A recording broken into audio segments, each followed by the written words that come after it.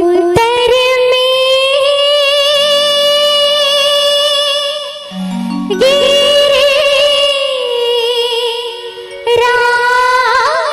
हिमालय,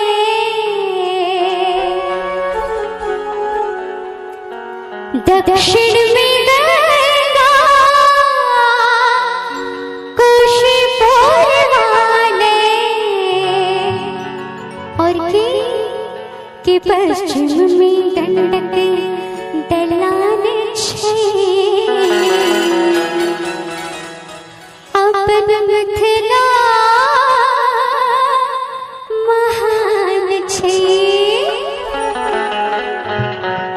के चलो चलो मिथिला, चलो चलो मिथिला, चलो चलो मिथिला नगरिया यो अपन मिथिला महान छे।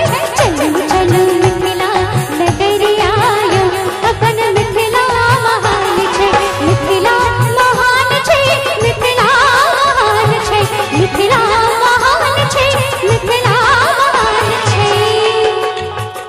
जटा पाहुनी हो जटा पाहुनी हमरे श्री राम छे, अपन मिथिला महान छे।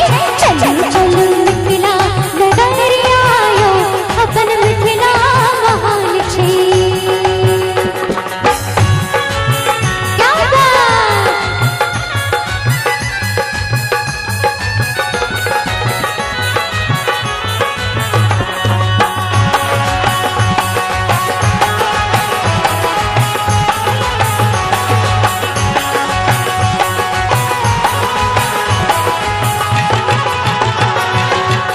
उत्तर में गिरिराज हिमालय, उत्तर में गिरिराज हिमालय, पश्चिम गंगा कुशीपुर वाले, पश्चिम में पश्चिम में गंडक दलान छे। अपन मिथिला महान छे। चलो चलो मिथिला नगरिया यो अपन मिथिला महान छे। गीत ताल के साथ जय हो मिथिला।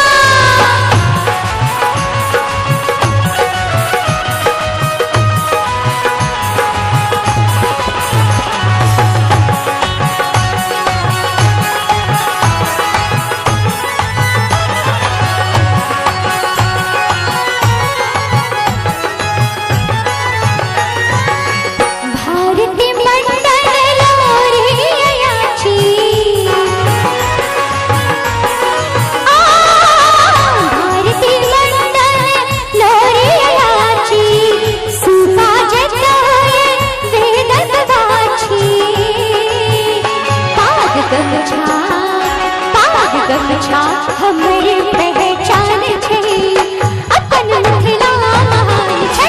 चलो चलो मिथिला नगरिया यो अपन मिथिला महान छे।